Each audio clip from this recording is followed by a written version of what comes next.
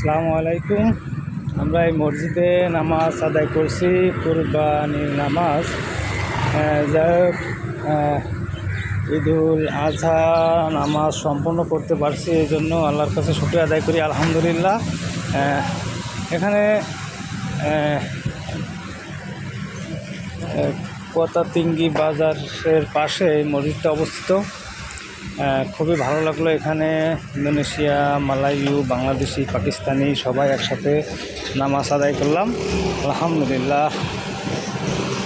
আমরা এখান থেকে বেশ কিছু দূরে থাকি, ওখান থেকে আসলে নামাজ পড়তে আসার অনেক অসুবিধা হয়, তাই একজনের সহযোগিতায় আমরা এখানে পৌঁছাইছি।